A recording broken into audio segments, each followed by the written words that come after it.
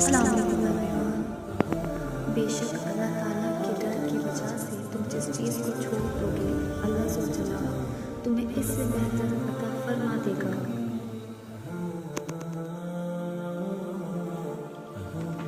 اللہ کے ہر فیصلے پر مطمئن رہیں، کیونکہ اللہ وہ نہیں دیتا جو آپ کو اچھا لگتا ہے، بلکہ اللہ وہ دیتا ہے جو آپ کے لیے بہترین ہوتا ہے۔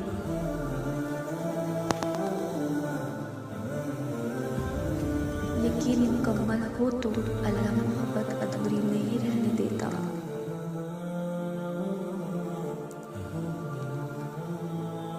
لوگ کہتے ہیں کہ رب نہیں دکھتا، مجھے تو اس کے سوا کچھ اب نہیں دکھتا۔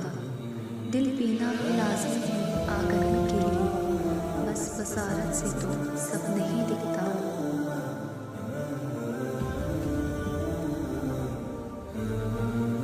جن لوگوں کی تنہائیاں پاک ہوتی ہیں ان کی دعائیں کبھی رد نہیں ہوتی۔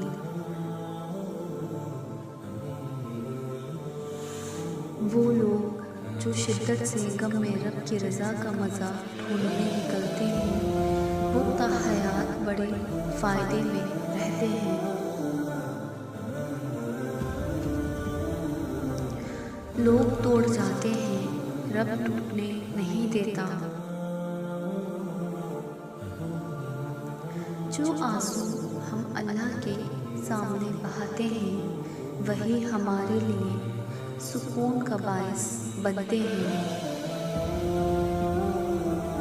مایوس ہونا چھوڑ دیں، کیونکہ جو دروازے زمین والوں کی تدبیروں سے بند ہوتے ہیں ان سے بڑے دروازے آسمان والے کے فضل و کرم سے کھلتے ہیں۔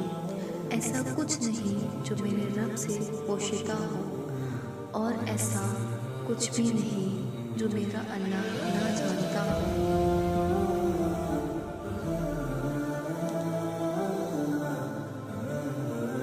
ہو سکتا ہے اللہ نے تمہیں اس وقت اکیلا کر دیا ہو جب تمہیں لگے لوگوں کے ساتھ کی اشد ضرورت تھی، اور پھر ایک وقت آتا ہے جب تم خود اقرار کرتے ہو کہ اللہ اب مجھے کسی انسان کے ساتھ کی ضرورت نہیں، اور شاید وہ یہی سننا چاہتا تھا۔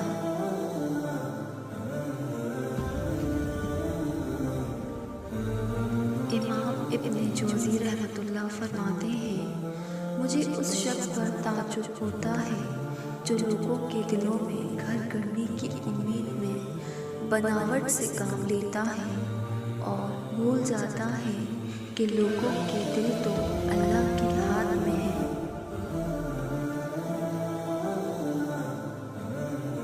قرآن پڑھتے ہوئے ایسا لگتا ہے جیسے میرا رب دلاسا دے رہا ہو، غم نہ کرو میں ہوں نا۔